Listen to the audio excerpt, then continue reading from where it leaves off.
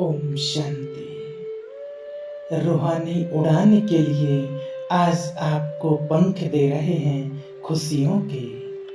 हमें अपार खुशी में रहना है। कई लोग जब मिलते हैं तो पहला ही वाक्य बोलते हैं कि मैं बहुत परेशान हूँ, और ये बात सुन करके हंसी भी आ जाती है। बहुत लोग ऐसे बोलते हैं और ये शब्द मात्र शक्ति के ज्यादा होते हैं। शिव बाबा ने तो हमें याद दिलाया, ये शब्द अपनी डिक्शनरी से निकाल दो। तुम अपनी शान में रहो तो परेशान कभी होंगे ही नहीं। कोई तुम्हें परेशान करने की सामर्थ्य रखता ही नहीं। तुम तो बहुत महान आत्मा हो। तुम्हें तो भगवान ने शक्तियां दी हैं, नया जीवन दिया है। तुम क्यों परेशान हो तुम्हारे दुश्मन। तुम्हें तो खुशियों में डांस करना चाहिए। कैसे परेशान होते हैं लोग। कई बार कंपटीशन दे लिया, सफल ही नहीं हो रहे। पति बार बार बुरे वचन बोलता है, बुरे शब्द बोलता है। इस जीवन में मुझे कहीं भी सम्मान नहीं मिला। मेरे अफेयर भी फेल होते रहे। हर जगह समस्याओं का सामना करना पड़ता है। अगर प्यार करते भगवान से तो सबका प्यार मिलता। कई लोग सोच सोच कर ज्यादा परेशान होते हैं। यदि परेशानियों के कुछ कारण भी हैं। किसी से बार बार दुर्व्यवहार होता रहे, कोई बार बार फेलियर होता रहे, किसी को कहीं भी सफलता ना मिले, धन का भी अभाव हो जाए, कर्ज में मनुष्य डूब जाए, कोई भी साथ ना दे, लोग बुरा बुरा बोलते रहें। कईयों को लोग ऐसा बुरा बोलते हैं, जब से तुम आई हो हमारे घर में तब से खेल बिगड़ा है। तुम तो जहां भी जाओगे वहां सत्यानाश ही करोगे। ये बात सुन के निश्चित रूप से कोई भी मनुष्य दुखी हो ही जाएगा, परेशान हो ही जाएगा। ऐसे माहौल में खुशी में रहना एक बहुत बड़ा चैलेंज है। हम ईश्वरीय मार्ग पर चलें, उन बातों को याद करें, प्रैक्टिकल जीवन में धारण करें, उनको अभ्यास में लाएं जो शिव बाबा ने हमें दी हैं। एक को उनका पति बार बार यही कहता था, तुम बड़ी बदनसीब हो। जब से मेरे घर में आई हो तब से मेरे नसीब ही फूट गए। और वो 7 सालों से बरोबर सुनती आ रही थी। तो निश्चित रूप से उदास हो गई, बहुत उदास। और उदासी के कारण शांति और खुशी की खोज करने लगी।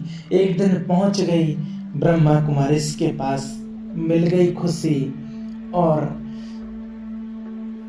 उनका टेंशन दूर हो गया। और वो बार बार बोलती, पति बोलता ही रहता बार बार, वो मानता ही नहीं, मैं क्या करूं। तो उनको बताया गया कि अब तुम शिव बाबा के महावाक्य सुनते हो, तुम पद्मा पदम भाग्यवान हो, कहते हैं बाबा यानी। तो उन्हें बोला हाँ। तो जब भी वो पति बोले तुम बड़े बदनसीब हो, तो तुम उसकी बात पे ध्यान ना देकर भगवान की बात पर ध्यान देना। मेरे जैसा खुश नसीब कोई नहीं, भगवान वाच है। और मुस्कुराते रहना। उसने एक काम शुरू कर दिया, पति तंग हो गया और उसने कहना छोड़ दिया। कहने लगा, ये ब्रह्मा कुमारियों ने तुम पर जादू कर दिया, अब तुम परेशान नहीं रहती हो। उसने कहा, मैं क्यों परेशान रहूं, मुझे तो भगवान ने सच्ची शान दे दी है।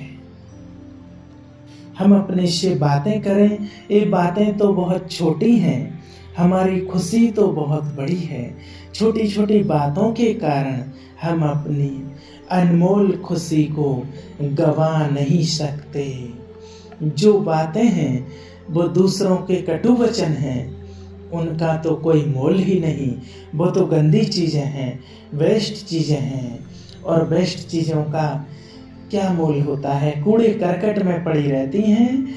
तो ऐसे लोगों की बातों को फेंक दो कूड़े करकट में और शिव बाबा की अच्छी बातें याद रखो। तो खुशी में छलांग मारते रहेंगे, दूसरों के शब्द निष्प्रभावी हो जाएंगे और आप अपनी मस्ती में हमेशा मस्त रहने लगेंगे। समस्याएं एक के बाद दूसरी आ ही जाती है।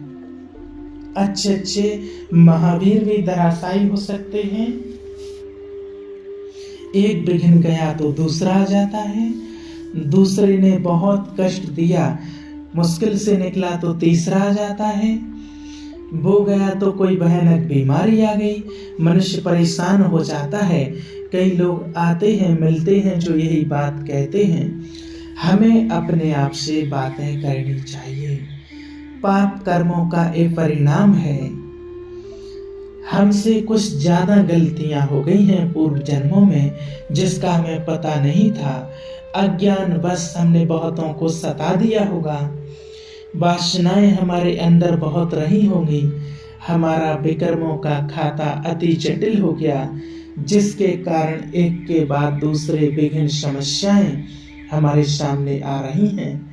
अब हम पुण्य करते हैं, अब हम पुण्यों का खाता बढ़ाएंगे, अब हम सबको सुख देंगे, अब हम इन मनोविकारों को टच भी नहीं करेंगे। अब हम भगवान की पुण्यात्माएं हैं।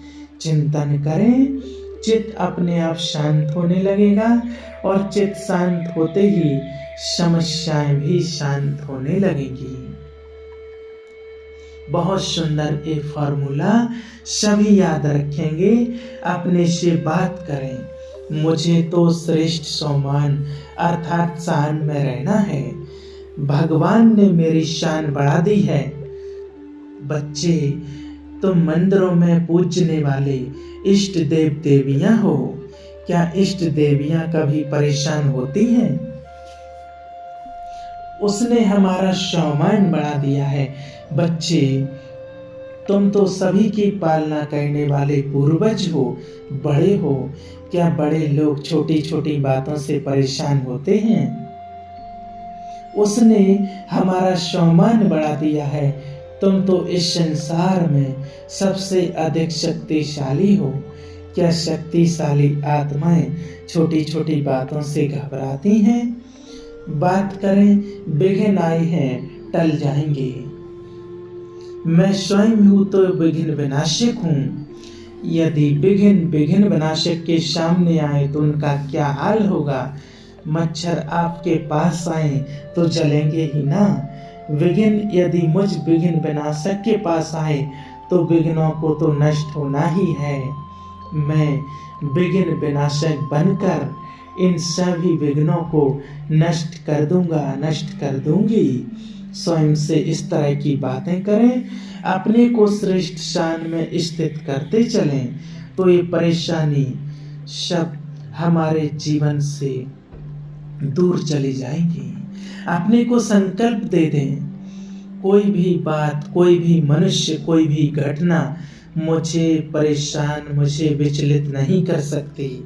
मैं अपनी सर्व परेशानियों को अभी से बाबा को अर्पित करके आनंदित रहूं। जब भगवान ने कह दिया तुम्हें परेशान होने की जरूरत नहीं, मैं बैठा हूं ना, मैं तुम्हारे लिए सब कुछ करूंगा।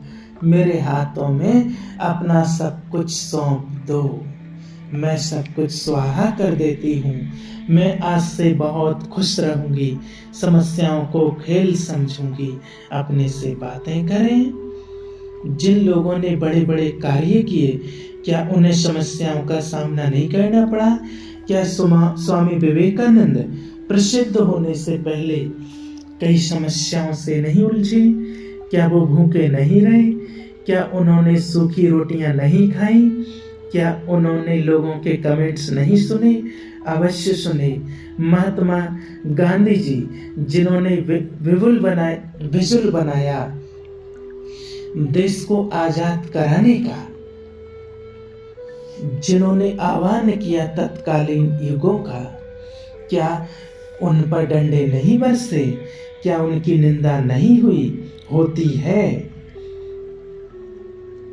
मुझे भी इन सब को सहन करके आगे बढ़ते चलना है। मेरे साथ तो अब स्वयं भगवान है, उसने मेरा हाथ पकड़ लिया है। मेरे घर में तो अब स्वयं भगवान मेहमान बनकर आया है।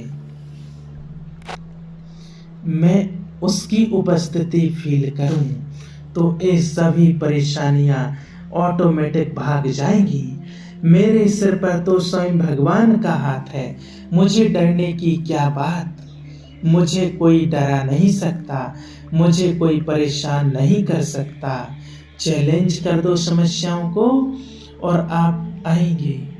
जैसे आप उन्हें चैलेंज करेंगे, जैसे आप खुश रहने का दृढ़ संकल्प करेंगे, जैसे आप मास्टर सर्वशक्तिमान का अभ्यास करेंगे, ये सभी परिस्थितियां नष्ट होती जाएंगी। बहुतों के साथ हो चुका है, लाखों के साथ हो चुका। दुखी परेशान आत्माएं बाबा के पास आई, ब्रह्मा कुमार कुमारी बनी, राजयोग सीखा और कुछ ही दिनों में जीवन कमल खिलने लगा। परेशानियां धराशायी हो गई, जीवन एक नई राह पर चल पड़ा, सब कुछ ठीक ठाक हो गया। हमें संतुष्ट भी रहना है। मान लो धन का अभाव हो रहा है, कोई बीमारियां हो रही हैं, परेशानियां हो रही हैं, वो कुछ कर नहीं सकते जो करना चाहते हैं। कुछ चीजों को छोड़ दें। बहुत सुंदर चीज है, बहुत सुंदर धारणा है। हम कुछ चीजों को छोड़ दें जिनके बिना हमारा काम चल सकता है थोड़े दिनों के लिए। आपको बच्चों को पढ़ाना है ऐसे स्कूल में जहाँ 1 लाख फीस लगती है साल की, लेकिन अब आपके पास पैसे नहीं हैं। थोड़ा आप इस इच्छा को छोड़ दो, नहीं तो ये इच्छा आपको परेशान करेगी। मेरे पास तो 10,000 रुपये ही हैं, अब 1 लाख कहाँ से लाऊं? 2 बच्चे हैं, 2 लाख चाहिए। इस इच्छा का त्याग करो। अगर बच्चे बुद्धिमान हैं तो गांव के स्कूल में पढ़ करके भी चमकने लगेंगे, और अगर उनकी बुद्धि अच्छी नहीं है, वो बुरे संग में चले गए, तो बहुत प्रसिद्ध स्कूल में जाकर के भी बुद्धू के बुद्धू रह जाएंगे। ऐसा कई बार देखा गया है। इसलिए कुछ इच्छाओं का त्याग। अगर समय विपरीत आ गया है, अगर बुरे दिन आ गए हैं, तो उन बुरे दिनों को आराम से पास करो, संघर्ष ना बनाओ। जिन चीजों का त्याग करना पड़े कर दो। बहुत सुंदर भोजन खाते थे, अभी दाल रोटी खा रहे हैं, आनंद लो उसका। बहुत सुंदर सुंदर कारें थी, अब नहीं है, अब एक्टिवा पर जा रहे हैं। लज्जा ना करो, आनंद लो उसका। ये समय बीत जाएगा, फिर सुनहरे दिन आएंगे। तो अपने को परेशान कभी नहीं करना है। आओ हम सभी ईश्वरीय शान में जीना सीख लें। हम ईश्वरीय कुल के भांति हैं, हम तो गॉडली स्टूडेंट हैं। हम तो ऐसी पढ़ाई पढ़ रहे हैं जिससे हमें जन्म जन्म की स्वर्ग की रजाई मिलने वाली है। हम जैसा भाग्यवान तो कोई नहीं है, हमारा साथी स्वयं भगवान है। इस तरह का चिंतन करके अपनी रॉयल शान में आ जाएं तो कभी परेशान नहीं होंगे। परेशानी आपसे घबरा कर दूर भाग जाएगी। संकल्प कर लो, परेशानियां मुझे परेशान करके, परेशान हो करके मुझसे दूर भाग जाएंगी। ऐसा ही सुंदर अनुभव करके खुशियों के पंख लेकर हमेशा खुशियों में उड़ते रहो। ओम शांति।